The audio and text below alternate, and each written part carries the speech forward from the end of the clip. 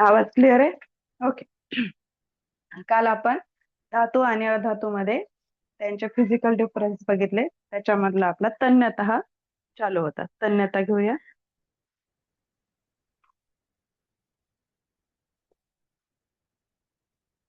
तन्यता. ओके. बघा. तन्यता अधातूमध्ये असते की नसते? तन्यता म्हणजे काय? एखाद्या धातूला मारल्यावर किंवा ताणून एखादी त्याची तार बनवायची. फॉर एक्झाम्पल सोने. आपण काय करतो की मॅक्झिमम सोन्याचा वेगवेगळे आकार बनवतो. फॉर एक्झाम्पल आपल्याला एखादी अंगठी बनवायची, तिला आपण गोल करतो. काही जण त्यांचं जसे हवेत तसे वरती डायमंड लावून पुन्हा असं गोल करतात. कुणी कसं असे वेगवेगळे आकार बनवतात. तर त्यासाठी काय करावं लागतं? तार बनवावी लागते, एक रिंग होते तयार. तर ती तन्यता धातूंमध्ये असते. त्याच्यामुळे काय होते? त्याच्यापासून तार बनते. तन्यता कशामध्ये असते? धातूमध्ये असते.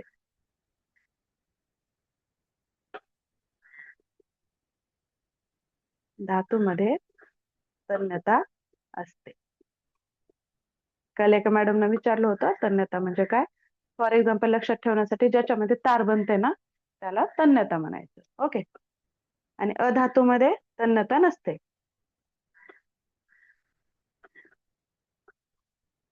तन्यता नसते. हे ठिसूळ असतात त्याच्यामुळे ह्याच्यामध्ये तन्यता नसते. अधातू ठिसूळ असतात. ओके. एक्झाम्पल तन्यतामध्ये आपण घेऊया. सोने, चांदी, तांबे, ह्यांचे तार बनते आपल्या. समजलं आता तन्यता? सांगा बरं.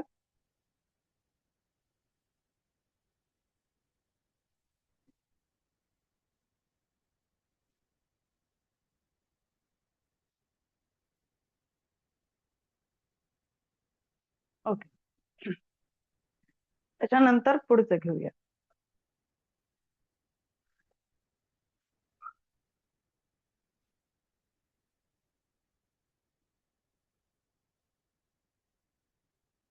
वर्धनीयता.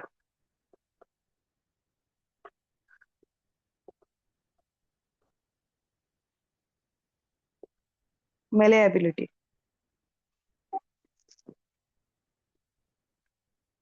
आता ही वर्धनीयता म्हणजे काय?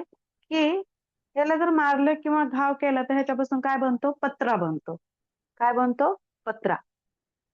पत्रा बनतो मारल्यावर. ओके. मग धातूमध्ये वर्धनीयता असते का? सांगा बरं. ह्याची तार बनते, हे होते. आणि कालही सांगितलेलं आपण धातू बघताना की त्याला ठोकल्यावर किंवा मारल्यावर ते पसरट बनतात. सांगा बरं मग वर्धनीयता आहे का याच्यामध्ये?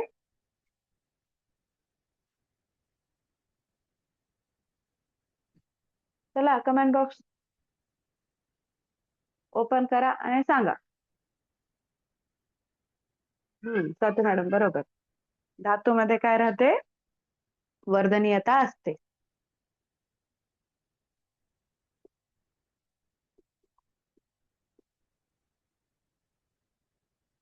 असते.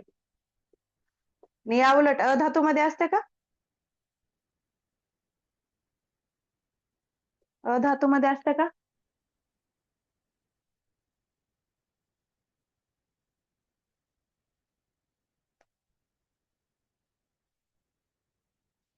अधातूमध्ये असते का? सोप्प सोप्प सांगायले तरीही कमेंट बॉक्स मध्ये बोलणं गेलं. सांगा. नाही. देवानी मॅडम बरोबर आहे. वर्धनीयता इथे नसते.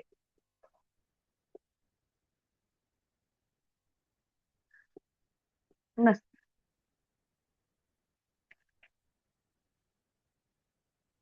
Okay. आता आपण त्याचे नंतरचा एक घ्यायचा आहे, जसं की मेल्टिंग पॉइंट, द्रवणांक. आता हे मेल्ट होतात का नाही बघायचेत आपल्याला. ह्याची तार बनते म्हणजे मेल्टिंग पॉइंट बनणारच. बरोबर आहे की? Melting point. हे सहज मेल्ट होत असतील का? समजा फॉर एक्झाम्पल आपण सोनं घेऊया. सोन्याला आपल्याला एखादा आकार द्यायचा आहे किंवा त्यांचं मेल्ट करायचंय त्यांना, तर ते सहज होतात का? एक थोड्याशा टेम्परेचरवर होतात का मेल्टिंग? हाय असेल की लो असेल मेल्टिंग पॉइंट, मग ह्यांचा उष्णता द्यावी लागते. बरोबर सर, मनोज सर बरोबर. नाही होणार पाटील मॅडम, बरोबर आहे की. ह्यांचा जे द्रवणांक आहे, धातूंचा द्रवणांक किती असेल, मग धातूंचा मेल्टिंग पॉइंट किती असेल? उच्च असेल. एक्झॅक्ट सांगता येणार नाही, प्रत्येक धातूला वेगवेगळा लागणार आहे, त्याच्यामुळे काय असणार आहे? उच्च आहे. हे फक्त जनरल आपल्याला विचारण्यासाठी राहतं, त्याच्यावर एवढा काही क्वेश्चन येत नाहीत. पण अपवाद जो राहतो ना, त्याचा मात्र क्वेश्चन येतो. मग आता ह्याच्यामध्ये आला अपवाद, मी काल तेच सांगितलं तुम्हाला, अपवाद जिथे जिथे अपवाद आहेत ना, तिथे तिथे जास्त क्वेश्चन येतात अपवादवर. आता ह्याच्यामध्ये अपवाद आला कोणता सांगा बरं, मी लिहिते, तुम्ही कमेंट बॉक्स मध्ये नाव सांगा.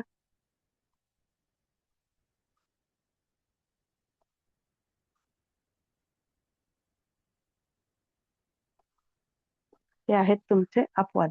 त्यांचा द्रवणांक कसा असतो? कमी.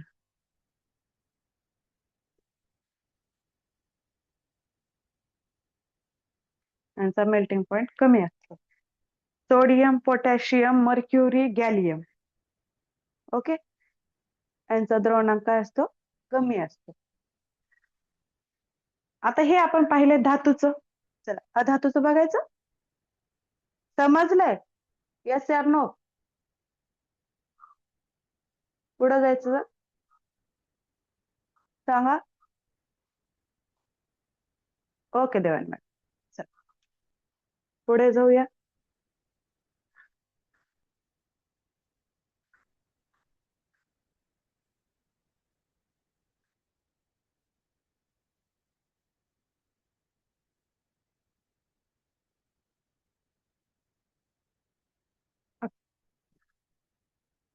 आता अधातू.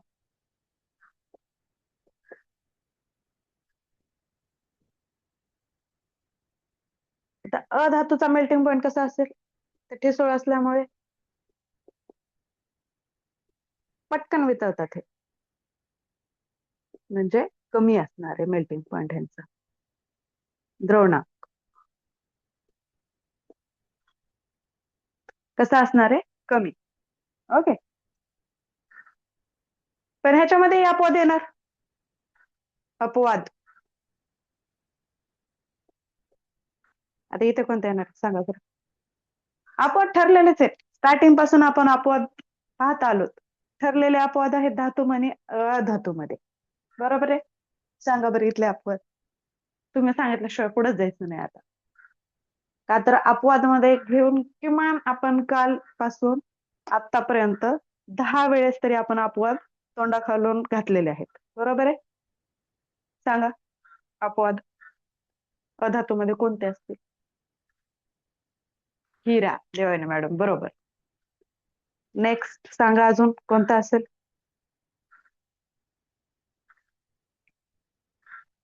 हिरा नंतर ग्रॅफाइट, स्वाती मॅडम बरोबर. आता एकच राहिला बघा, सांगा.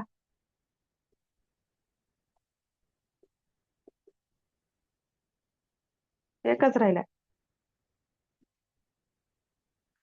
हिऱ्यामध्येच तो प्रकार येतो सर, आयोडीन पण नाही. नाही स्वाती मॅडम नाही, एकच राहील.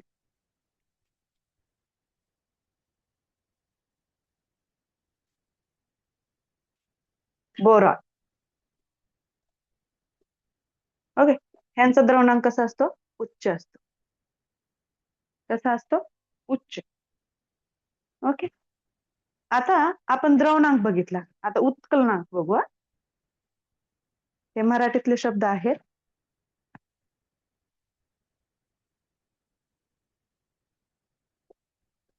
उत्कलनांक, बॉइलिंग पॉइंट.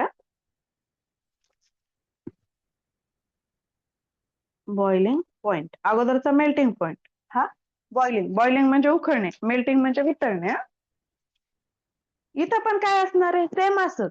धातूचा कसा असणार आहे बॉइलिंग पॉइंट? उच्च. बरोबर आहे?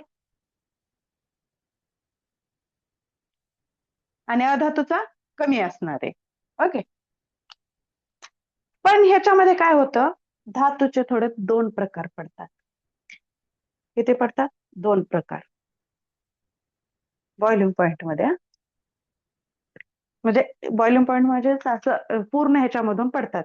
काही धातू कसे असतात बघा, राजधातू, राजधातू, आणि काही असतात कॉमन, म्हणजे मिश्र, मिश्र किंवा कॉमन. ओके, कॉमनच घेऊ आपण, सामान्य करूया. सामान्य, मिश्र म्हणलं ती थोडं वेगळं हे होईल. सामान्य, राजधातू आणि सामान्य धातू. राजधातू कशाला म्हणतात, कोणाला आयडिया आहे का काही? सिंपल आहे, फक्त लक्षात ठेवायचंय. याला अजून एक इंग्लिश मधला शब्द देते तुम्हाला, नोबेल मेटल्स, आणि हे कॉमन मेटल्स. आणि इथं बॉइलिंग पॉइंट धातूचा कमी. राजधातू कोणाला म्हणायचं सांगा बरं?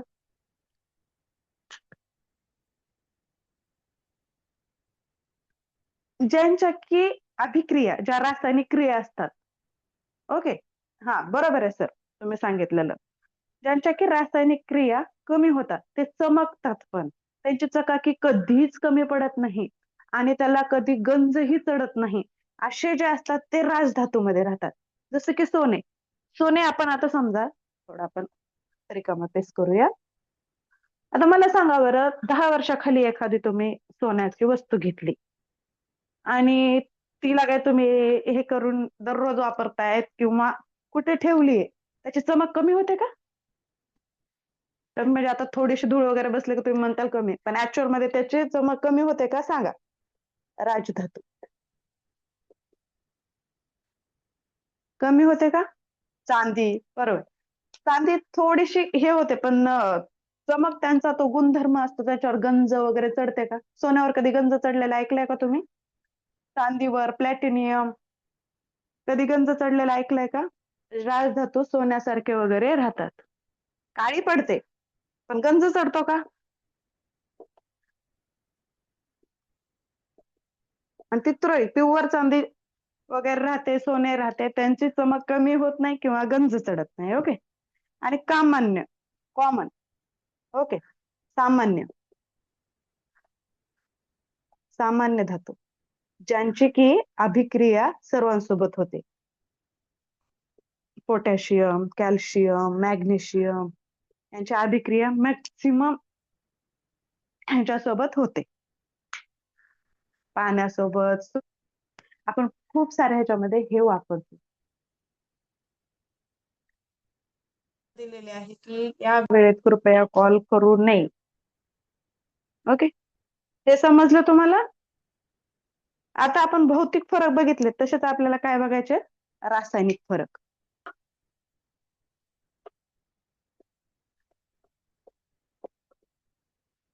रासायनिक फरक,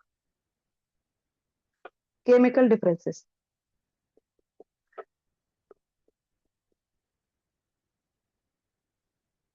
ओके. आता केमिकल डिफरन्सेस मध्ये पहिल्यांदा फरक येतोय आपल्याकडे इलेक्ट्रॉन, इलेक्ट्रॉन स्वरूपण. ओके. आता धातूमध्ये इलेक्ट्रॉनचं कसं असतं बघू, आणि इकडे घेऊया अधातू.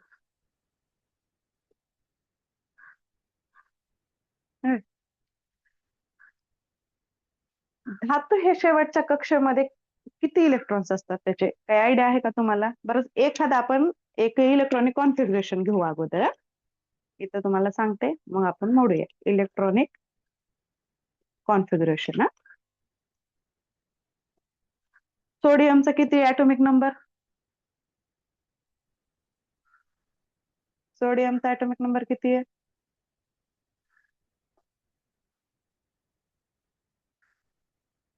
सांगा. 11. इलेक्ट्रॉनिक कॉन्फिगरेशन घेताना, yes. पहिल्या कक्षेत 2, दुसऱ्या कक्षेत 8 आणि तिसऱ्या कक्षेत 1. सेम त्याप्रमाणे मॅग्नेशियमचं घेऊया, 2, 8, 2. ओके, मग हे शेवटच्या कक्षेमध्ये काय होईल बरं? त्यांची पिअरिंग राहिली आहे का? पूर्ण होईल का? विषम संख्या येते, हे समसंख्या विषम संख्या येतं, त्याचं काही हे नाही, पण त्यांची पेअरिंग पूर्णपणे कंप्लीट होत नाही इलेक्ट्रॉनिक कॉन्फिगरेशन मध्ये. त्यामुळे काय होतं, कधी पण शेवटच्या कक्षेमध्ये ह्यांचा नंबर कसा राहतो? शेवटच्या कक्षेमध्ये धातूचा, इलेक्ट्रॉनच्या शेवटच्या कक्षेमध्ये, कक्षेत 1, 2, 3 असे इलेक्ट्रॉन असतात, असे इलेक्ट्रॉन असतात. आणि या उलट अधातूचं काय होतं? शेवटच्या कक्षेमध्ये इकडं काय होतं?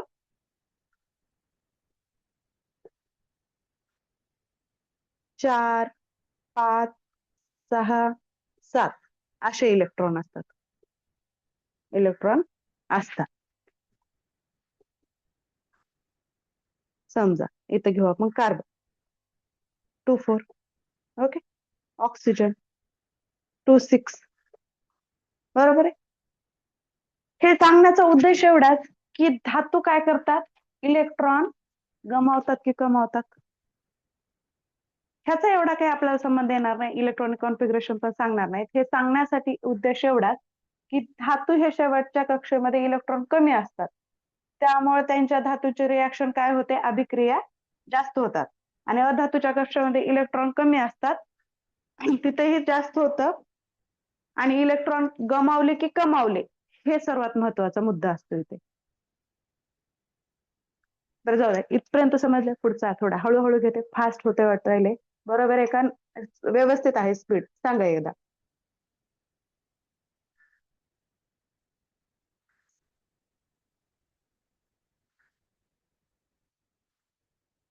ठीक आहे सध्या. ओके,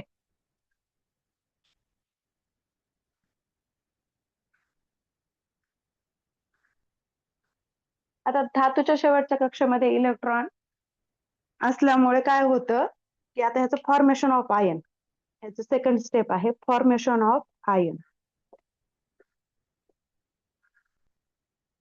आयन म्हणजे आयनांची निर्मिती.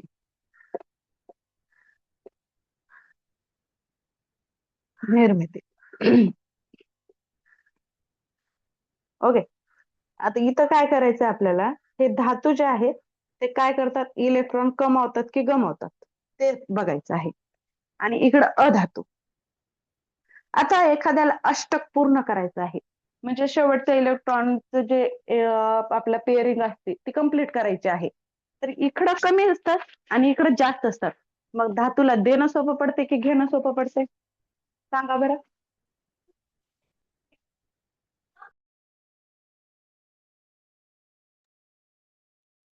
सांगा बरं. जनरल आहे, सर्वांना माहित आहे. बरोबर, धातू काय करतो? देतात म्हणजेच गमावतात.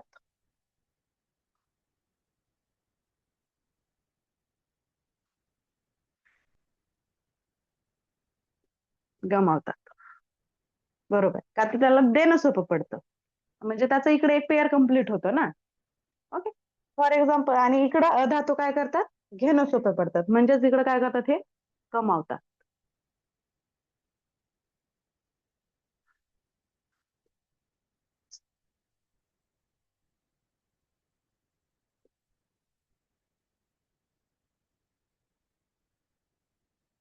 लॉस आणि गेन. ओके, फॉर एक्झाम्पल एक बघू आपण. आता इथं 2, 8, 2 असं आहे. मग हे काय करतात? हे 2 इलेक्ट्रॉन इकडे देतात, म्हणजे कोणतंही असो त्यांना काय करतात? ते देतात. समजा सोडियम घेतला आपण, इथं काय करतात त्यांनी? नंतर एक इलेक्ट्रॉन काय करतो? तो देतो, तर लॉस होतो त्याचा. ओके, आणि इकडे काय होतं? Na2 राहतो, म्हणजे इथं अष्टक कंप्लीट होतं त्यांचं. आणि अधातू काय करतो? घेतो, कोणताही घेतो. त्याच्यामुळं काय होतं इथं, समजा इथं की आपल्याकडं जर सोडियम मध्ये अगोदर जर संख्या ठेवली 11, तर इथं 11 प्रोटॉन असतात आणि 11 इलेक्ट्रॉन असतात. ओके. आणि इकडे दिल्यामुळे त्याने एक दिला गमावलाय त्याच्याकडून, नंतर काय होतं, 11 प्रोटॉन होतात आणि 10 इलेक्ट्रॉन होतात. ओके. त्यामुळे इथं कोणता आयन निर्माण होतो, प्रत्येक डोक्यावर आपण जसं की आम्लावर आणि आम्लरीवर पाहिलं होतं, आम्लावर H+ आयन आणि आम्लरीवर OH आयन. ओके. असं इथं एक आयन तयार होतो. कशामुळे, हे देणे आणि घेण्याची एवढीच प्रोसेस लक्षात ठेवा. इलेक्ट्रॉनिक कॉन्फिगरेशन लक्षात ठेवू नका, काहीच लक्षात ठेवू नका. एवढं लक्षात ठेवा की धातू गमावतात आणि अधातू कमावतात. ह्याने गमावला असला तरी ह्याच्याकडे ऑलरेडी एक होता, त्याच्यामुळे इथं कोणता ऋण तयार होतो, कोणता आयन तयार होतो, प्लस आयन, धन धन आयन तयार होतो. आणि इकडं ऋण, ह्यांनी जरी गेन केलेलं असेल तरी पण इकडं काय होतं, इकडं काय होतं की समजा एखादं एक्झाम्पल घेतलं आपण आता कॅल्शियमचं 288 ह्याने घेतल्यानंतरचं, तर इकडं काय होतं, 17 प्रोटॉन आणि 18 इलेक्ट्रॉन. ओके. त्याच्यामुळं काय होतं ह्यांच्या दोन्हींमध्ये, हे पॉइंट लक्षात ठेवा. हे तुम्हाला हे मधलं जरी काही नाही कळालं, त्याच्याशी काही एवढे हे करू नका. आता शॉर्ट सांगते तुम्हाला. आपण काल एक शॉर्ट ट्रिक मध्ये तन्यतेपर्यंत बघितलं होतं. ओके. आता रासायनिक अभिक्रियेमध्ये काय बघायचं, शॉर्ट्स मध्ये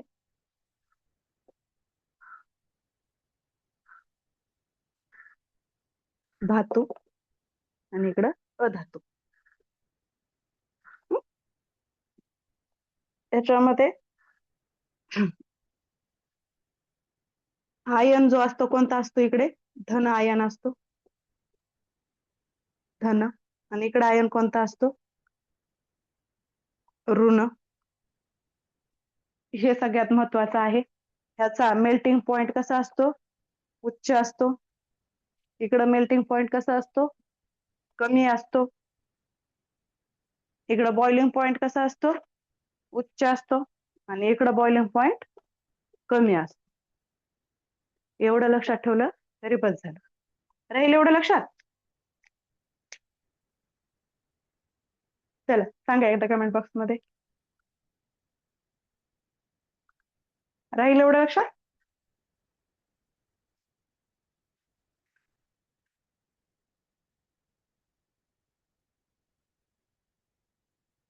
ओके. ओके देवान मॅडम, अजून सांगा, राहील की.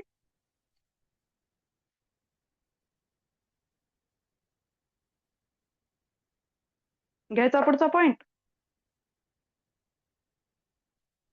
ओके रोहिणी मॅडम, चला पुढचा पॉइंट.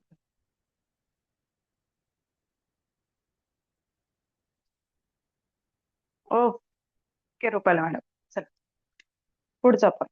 ऑक्सिजन सोबतच्या अभिक्रिया बघू. ऑक्सिजन सोबतच्या अभिक्रिया,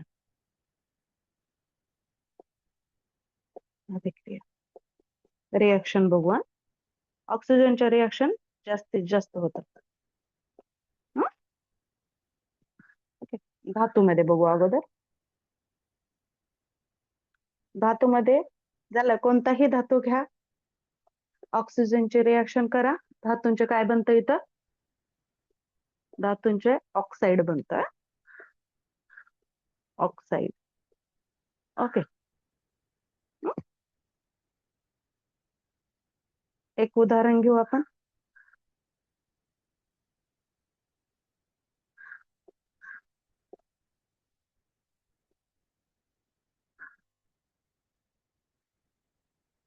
धातूंचं ऑक्साईड म्हणजेच आम्ल आणि आम्लारी मध्ये जातं बरं का. ह्यांचं पण, ह्यांचा आम्ल आम्लारी सोबत थोडासा संबंध आहे.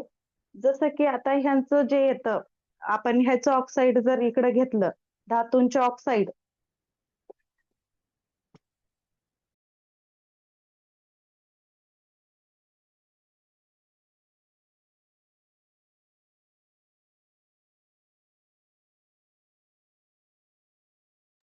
एक मिनिट हा. धातूंचे ऑक्साईड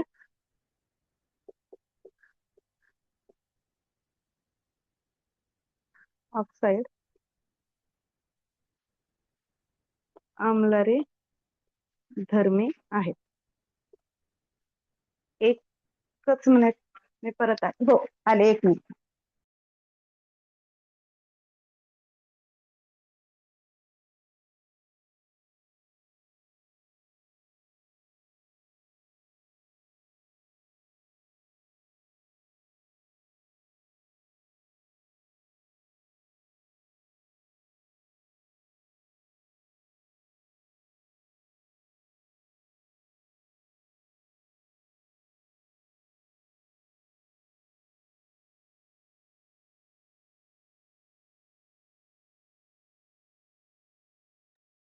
तर आम्लधर्मी आहेत कसे?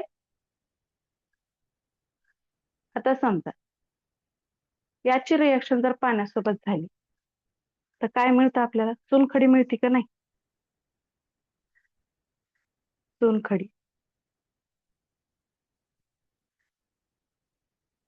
ओके. आता अधातूची बघू.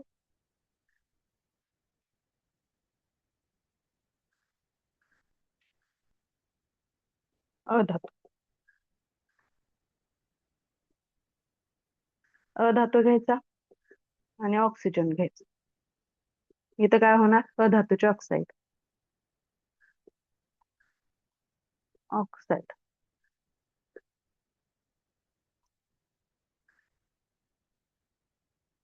ओके. इथं आपण काय घेतलं? सल्फर घेतला, ऑक्सिजन घेतलं आणि काय मिळालं आपल्याला? Sulphur dioxide.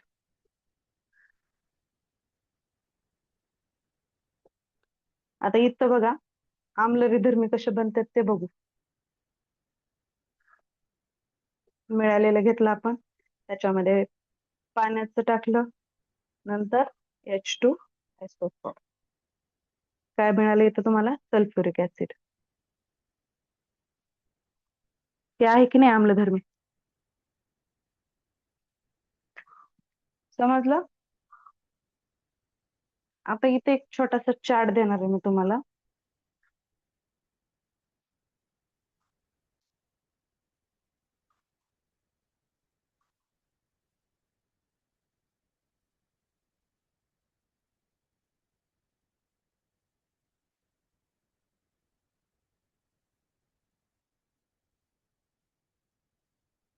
धातूंची अरे,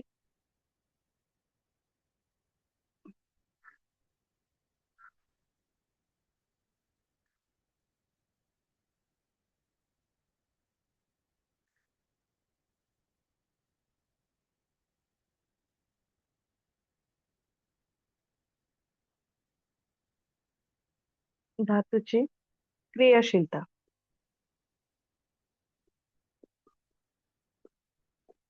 रिऍक्टिव्हिटी, त्या कशासोबत जास्त रिऍक्टिव्हिटी करतात त्याचे दिलेले आहेत. जसं की आपण राजधातू आणि सामान्य धातू मध्ये शिकलो आहेत.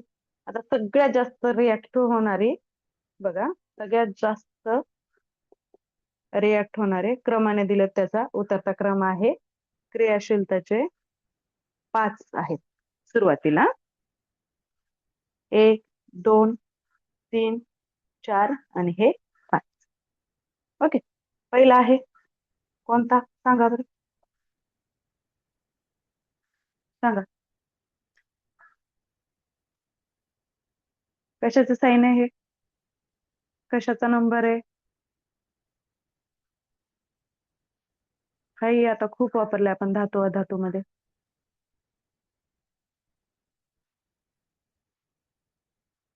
पोटॅशियम. बरोबर. हे काय आहे? पोटॅशियम. याची सगळ्यात जास्त रिऍक्टिव्हिटी होते, सगळ्यात जास्त अभिक्रिया क्रियाशीलता. त्याच्यानंतर हा कोण आहे?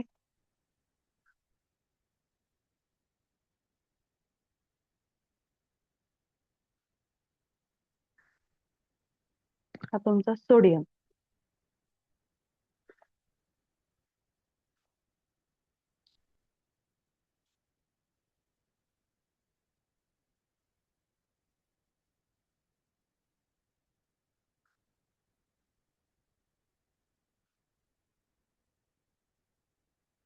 Na राहते का? ओके. सोडियम, कॅल्शियम, मॅग्नेशियम,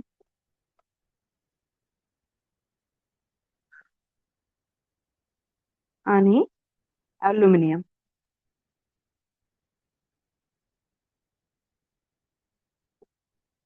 हे सगळ्यात जास्त रिएक्टिव्ह असतात. तुम्हाला एखाद्या वेळेस असा प्रश्न येऊ शकतो, धातूमध्ये सगळ्यात जास्त क्रियाशीलता कोणाची असते? सगळ्यात जास्त त्यावेळेस लिहायचं पोटॅशियम. कमी आणि जास्त त्याच्यावरच क्वेश्चन येतात. ह्याच्यावर थोडं विचारतात, पण थोडं कमी विचारतात. ह्याच्यावर कमी आणि जास्त हे जास्त विचारले जातात. ओके, हे सगळे कसे आहेत? जास्त. आणि कमी कमी रिएक्टिव्हिटी बघू त्या. इथं पण 5 आहेत, तर इथे मी असंच नंबर कंटिन्यू करते. 6, 7, 8, 9 आणि 10. ओके. इकडं आहे कॉपर, मर्क्युरी, चांदी, सोने आणि लीड. ओके, लीड हे कमी. इथं पण सगळ्यात जास्त कमी रिएक्टिव्हिटी करणारा कोण आहे? कॉपर. हे जास्त क्वेश्चन विचारले जातात. आता अशीच आपल्याला थोडं अधातूची ब्लर एकदा वाटायचं हो क्रियाशीलता मॅडम, बघ. जरा क्लिअर करा बरं. ब्लर वाटायले ब्लर का? वाटायचं. ते हात फिरवा फक्त कॅमेऱ्याच्या पुढे, क्लिअर होत. ब्लर वाटाय नाही, कॅमेऱ्याच्या व्यवस्थित आहे. समोरून हात सर्वांना फिरवला का? कॅमेऱ्याच्या समोरून एकदा हात फिरवा. साफ करा कॅमेरा एकदा पुढचा.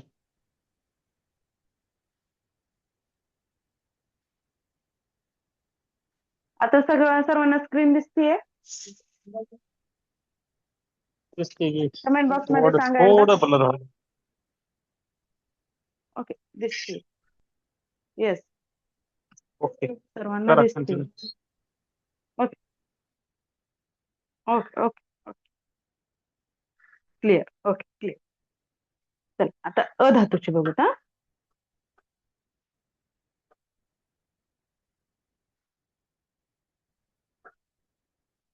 अधातू.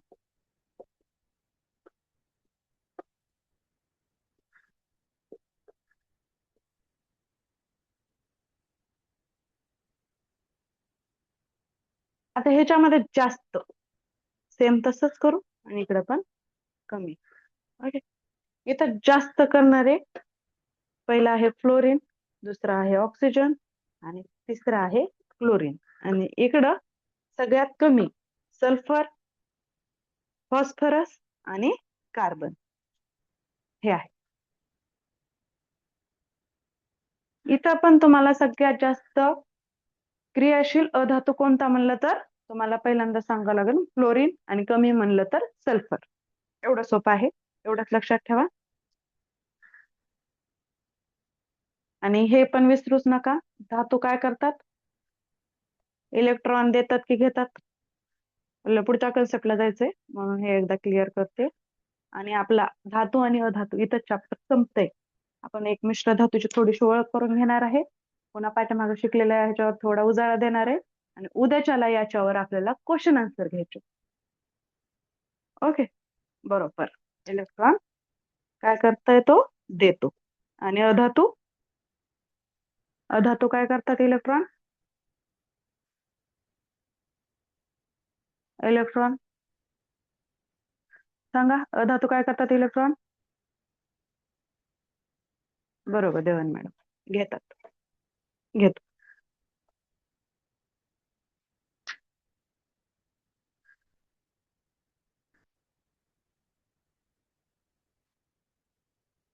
आता एक घेऊया मिश्र धातू.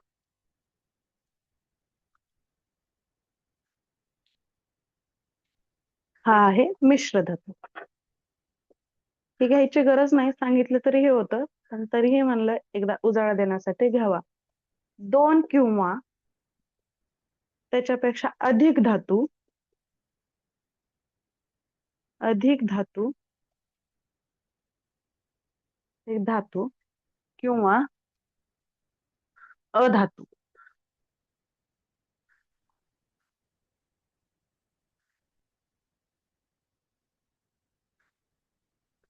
मिळून बनलेला पदार्थ पदार्थ म्हणजे मिश्र धातू होय. मिक्सचर मिश्र धातू. ओके. जसं की आपण तांदूळ आणि डाळ मिक्स करून विविध पदार्थ बनवतो. तशा प्रकारे इथं पण मिक्स असतात 2 किंवा 2 पेक्षा अधिक धातू.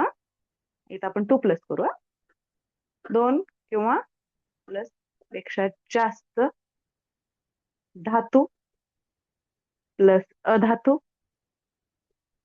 इज इक्वल टू मिश्र धातू. मिश्र धातू प्रत्येकाच्या घरात आढळतात. मिश्र धातू प्रत्येकाच्या घरात आढळतात. जसं की पितळ आहे की नाही घरात, स्टील आहे की नाही घरात, मूर्ती, अशा विविध गोष्टी आहेत. विविध गोष्टी आहेत. ओके. स्टील साठी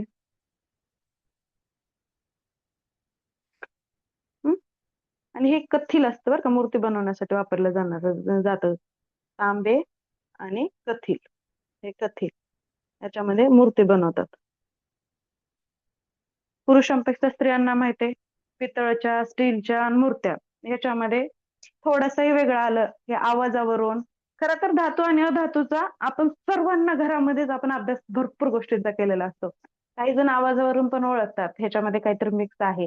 मूर्ती पाहता क्षणी लक्षात येते त्यांना की नाही ही पूर्ण पितळची किंवा कोणती दुसऱ्या ह्याची बनलेली नाही. ओके. समजलं तुम्हाला मिश्र धातू? समजलं हो की नाही? ओके. माझं लेक्चर समजतंय का पण तुम्हाला? ते पण सांगा सर्वात महत्वाचं. मी शिकवते ते स्पीड व्यवस्थित आहे नाही चला सांगा बरं एकदा मला कळून जाऊ द्या. नाहीतर मी उगा शिकवत राहायची तुम्हाला समजायचं नाही म्हणल्यावर काहीच नाही. समजतंय. ओके विवेक सर, छाया मॅडम. ओके ओके समजतंय. Okay okay. मग आता रिव्हिजन मारायची धातू अधातूवर. आता आपण एक मस्तपैकी रिव्हिजन मारून घेऊया. लक्षात येईल का तर उद्यापासून आपल्याला क्वेश्चन आन्सर घ्यायचे. क्वेश्चन आन्सर साठी तुम्ही पण रिवाइज करा शिकवलेलं सगळं.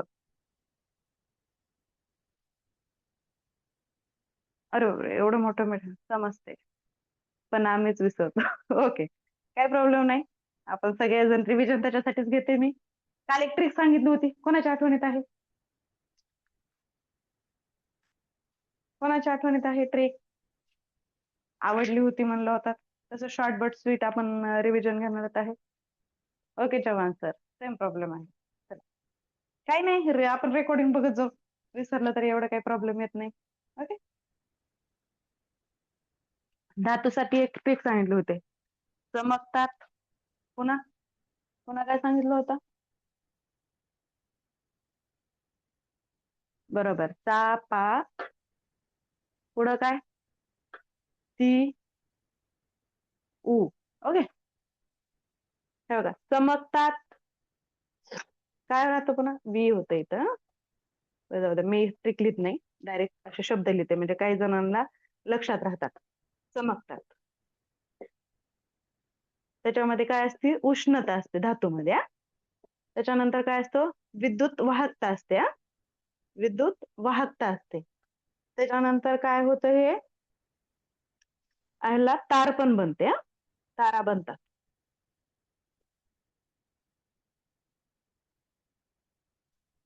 आणि हे ठणक पण असतात. कठीण करू आपण इथं कठीण. याच्या विरुद्ध हे चमकत नाही. ना चमक ना उष्णता. उष्णता म्हणजे असते याच्यामध्ये पण थोडी थोडी कमीच. विद्युत दुर्वाहक म्हणजे ना विद्युत अपवाद सोडायचे फक्त आधी धातू न धातू मधलं फरक हे करायचं आणि हे काय असतात ठिसूळ. हे फक्त ओरल आहे, रिव्हिजन चालू आहे तुमची फक्त. ठिसूळ असतात. एकूण धातू आणि अधातू किती आहेत? धातू आणि अधातू एकूण किती आहेत? 118. त्यामधील धातू किती आहेत? सांगा बरं कमेंट बॉक्स चालू द्या फास्ट. किती आहेत? धातू किती आहेत? ओके सत्य मॅडम 96. अधातू? कृतिका मॅडम बरोबर. अधातू? बरोबर बरोबर. रोहिणी मॅडम बरोबर. अधातू 22 आहे. ओके. हा, असं वाटलं पाहिजे. खरं तर तुम्ही चालू क्लासमध्ये पण अशा कमेंट्स करायला पाहिजे. आता बघा बरं किती छान वाटतं. आता ह्यांच्या अवस्था. अवस्था, धातूची अवस्था कोणती राहते? अपवाद आहे, पण ह्याच्यामध्ये आपल्याला आधी माहिती करून घ्यायची. अपवाद तुम्हाला बरोबर लक्षात येणार. इथं फक्त आपल्याला आता धातू आणि अधातू. बरोबर. थायू. थायू. अधातूची अवस्था सांगा. अधातूची अवस्था वायू आणि स्थायू. Okay. Yes yes yes Kritika madam. वायू आणि स्थायू. आता इथं एकदा घेऊ अपवाद, का तर ह्याच्यावर जरा जास्त क्वेश्चन विचारतात. अपवाद. इकडे अपवाद कोण आहे मग? धातूमध्ये अपवाद कोण आहे? मर्क्युरी आणि गॅलियम. आणि इकडं कोण आहेत?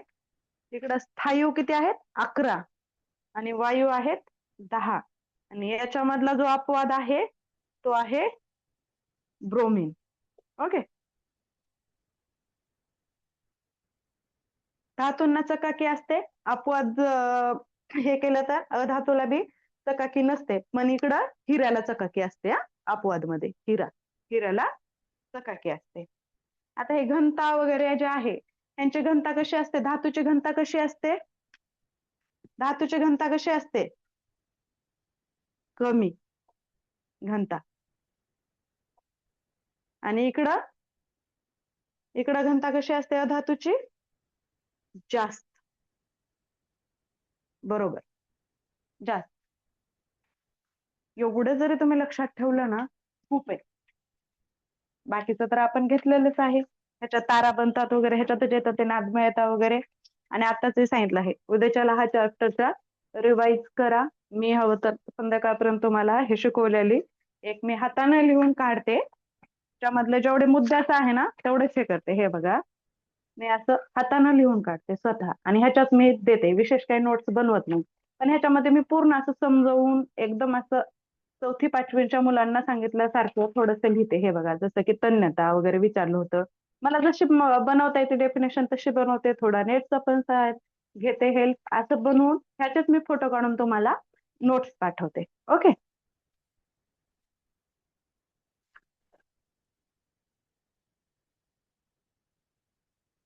धातूची कमी असते. हो सॉरी, अपवाद मध्ये. सॉरी बरोबर बरोबर आहे मॅडम, बरोबर आहे. उच्च. हा अपवाद विसरले. अपवाद ते जास्त अपवादावर फोकस करता करता मी पण अपवादावर हे केले.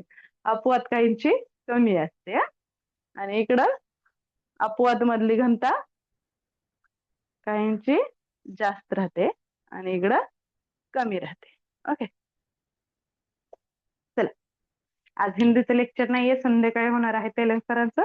आज आपण इथं थांबूया आणि उद्याच्याला आपल्या वेळेवर भेटूया. रेकॉर्डिंग स्टॉप करते.